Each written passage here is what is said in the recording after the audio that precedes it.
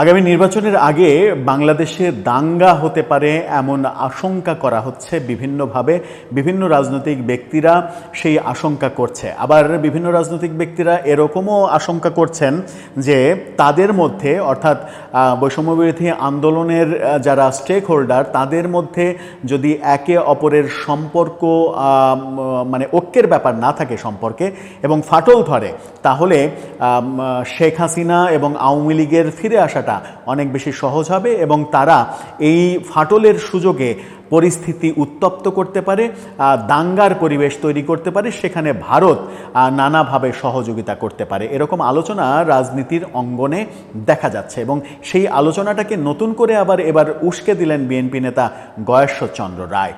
তিনি বলার চেষ্টা করলেন যে এই ব্যাপারে সাবধান থাকতে হবে এবং ভারত আওয়ামী লীগ মিলিয়ে দেশে একটা অস্থিতিশীল পরিবেশ তৈরি করতে পারে। কিন্তু নিজেদের ঐক্যের ব্যাপারে তাহলে কি হবে? দলগুলো যে ঐক্য সংকটে ভুগছে সেই ব্যাপারে কি হবে এবং সেই ঐক্য না থাকলে সত্যিই আওয়ামী লীগের ফিরে আসাটা অনেক বেশি সহজ হবে কিনা সেই আলোচনা করবে এই ভিডিওতে। থাকবেন পলিটিক্স টিভির নিয়মিত আয়োজনে।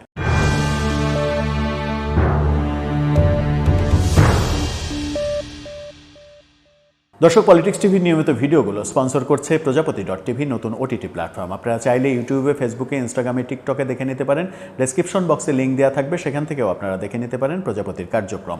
চলে যাচ্ছি মূল ভিডিওতে। বলছিলাম, আওয়ামী লীগ এবং ভারতের ষড়যন্ত্রে বাংলাদেশে দাঙ্গা হতে পারে, অস্থিতিশীল পরিবেশ তৈরি হতে পারে, সেরকম আশঙ্কা বোধ করছেন এবার বিএনপি নেতা গয়েশ্বরচন্দ্র রায়। তাকে নিয়ে কালের কণ্ঠ যে শিরোনামটা করেছে সেটা দেখে নিন, তারপরে অপরাপর আলোচনায় যাচ্ছি। সেখানে বলা হয়েছে আওয়ামী লীগ বা ভারতের জন্য বাংলাদেশে দাঙ্গা হতে পারে। নানা আলোচনা রয়েছে সমাজে।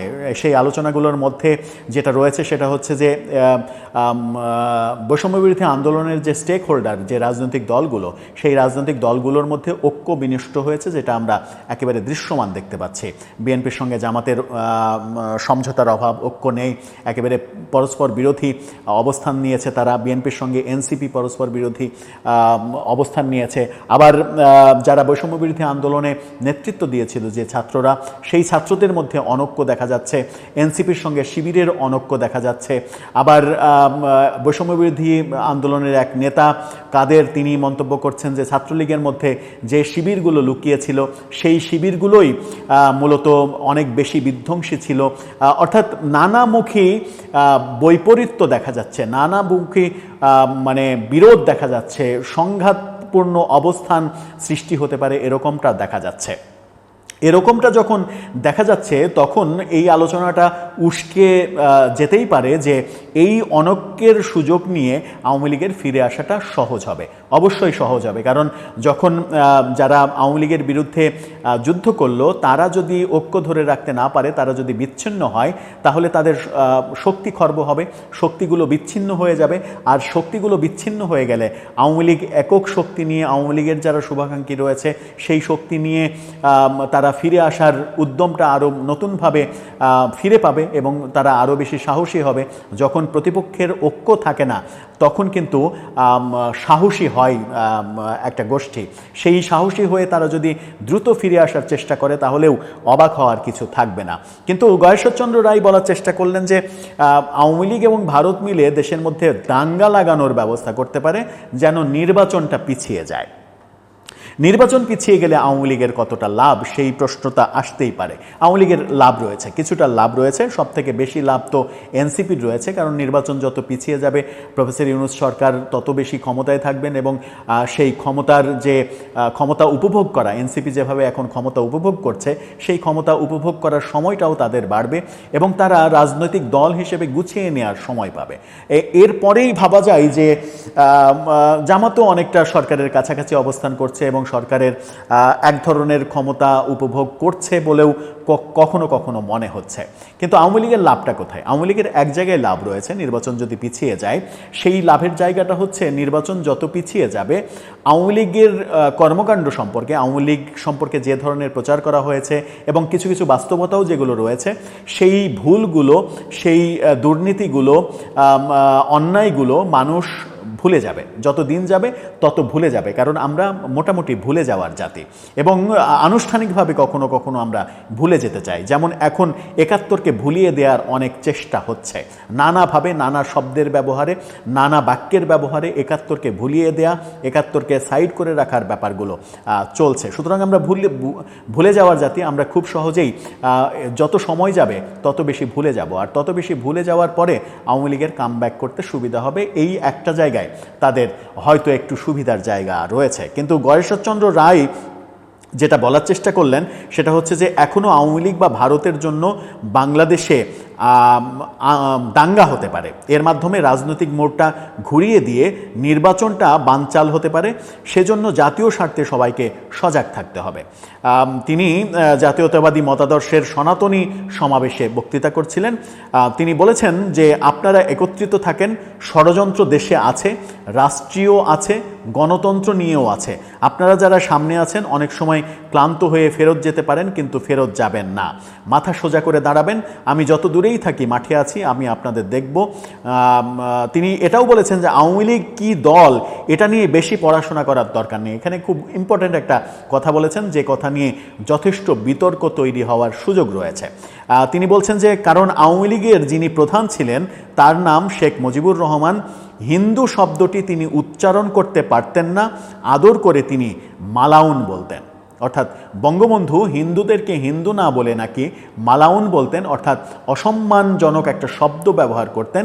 সেই প্রসঙ্গ গয়েশ্বরচন্দ্র রায় উত্থাপন করে বোধহয় নতুন একটা বিতর্কের জন্ম দিলেন এবার। কারণ বঙ্গবন্ধু সংখ্যালঘুদের, হিন্দুদের অসম্মান করতেন রাজনৈতিকভাবে, ব্যক্তিগতভাবে। এই তথ্য বাংলাদেশের ইতিহাসে কোথাও কখনো লেখা হয়নি, কোথাও কখনো চর্চিত হয়নি।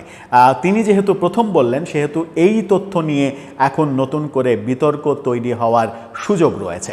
এই তথ্যের পক্ষে বিপক্ষে হয়তো যারা জানেন, যারা ইতিহাসবিদ, তারা কথা বলবেন যে তিনি যেটা বললেন সেটা সত্য নাকি ইতিহাস বিকৃত করার চেষ্টা করলেন। তিনি আরও বলেছেন, আমি বলবো বাংলাদেশে মুসলমান নয়, হিন্দুরাই হিন্দুদের শত্রু, হিন্দুরাই হিন্দুদের ক্ষতি করে। হিন্দুরাই হিন্দুদের শত্রু, হিন্দুরাই হিন্দুদের ক্ষতি করে, এটা বলার চেষ্টা করেছেন। এগুলো রাজনৈতিক কথা। এই রাজনৈতিক কথার আদতে কোনো বাস্তবতা নেই, কারণ বাংলাদেশের সংখ্যালঘু নির্যাতন এটা ঐতিহাসিকভাবেই সত্য একটা ঘটনা। ৭১ সালে মুক্তিযুদ্ধের সময় যে বাংলাদেশে হিন্দুর সংখ্যা ছিল প্রায় 30%-এর মতো, সেই সংখ্যা এখন বর্তমানে কত হয়েছে? এখন বর্তমানে বাংলাদেশে হিন্দুদের সংখ্যা কত? 5% আছে কি? সেটা নিয়েও যথেষ্ট সন্দেহ আছে। তাহলে এই যে বিশাল পার্সেন্টেজের হিন্দুরা কোথায় গেল? ভারতে চলে গেছে কিংবা অন্যান্য দেশে গেছে। বেশিরভাগই 95%-এরও বেশি তো ভারতেই গেছে। কেন গেছে? তারা কি নারীর টানে ফিরে গেছে নাকি নির্যাতিত হয়ে চলে গেছে? কিছুদিন আগে রংপুরে গঙ্গাচড়ায় যে ঘটনাটা ঘটল, ধর্ম অবমাননার অভিযোগ তুলে, এক কিশোরের বিরুদ্ধে অভিযোগ তুলে 18টি পরিবারের ঘর বাড়ি একেবারে পুরো পাড়াসহ গুড়িয়ে দেওয়া হলো, মারধর করা হলো। সেই ঘটনার পরে ওখানকার হিন্দু পরিবারগুলো এলাকা ছেড়েছে, তারা হয়তো একসময় ভারতে চলে যাবে। এই ঘটনাগুলো আমরা ইতিহাস থেকে জানি। বহু এলাকায় যারা হিন্দুদের বড় বড় পাড়া ছিল, সেই পাড়াতে এখন আর হিন্দু সদস্যরা তাদেরকে খুঁজে পাওয়া যায় না। ঐতিহাসিকভাবে সত্য কি? ঐতিহাসিকভাবে সত্য, যদি হিন্দুরাই হিন্দুদের শত্রু হতো তাহলে তো তারা ভারতে চলে যেত না, তাহলে তো তারা অন্য দেশে যেত, তাহলে ইসরায়েলে যেত যেখানে হিন্দু নেই, ইহুদিরা আছে, কিংবা খ্রিস্টান ইহুদির যেখানে সমাবেশ, খ্রিস্টানরা সব থেকে বেশি, সেই আমেরিকাতে যেত, কিংবা তারা চীনে যেত, ভারতে যেত না, হিন্দুরা যেহেতু হিন্দুদের শত্রু। সুতরাং এই রাজনৈতিক কথার মাধ্যমে বঙ্গবন্ধু সম্পর্কে যে মন্তব্য করলেন সেটা নিয়েও বিতর্ক হবে। আবার তিনি ভারত এবং আওয়ামী লীগের ষড়যন্ত্রে দেশে দাঙ্গা হতে পারে সেটা নিয়েও বিতর্ক হবে। অনেক কিছু নিয়েই বিতর্ক হবে, কারণ এখন রাজনৈতিক ব্যক্তিরা, রাজনৈতিক নেতারা অনেক সময়ই অসংলগ্ন কথা বলছেন। সেটা শুধুমাত্র বিএনপি না, বিভিন্ন দলের রাজনৈতিক নেতারা অসংলগ্ন কথা বলছেন। রাজনৈতিক নেতারা অসংলগ্ন কথা বললে আশ্চর্য হওয়ার কিছু থাকবে না।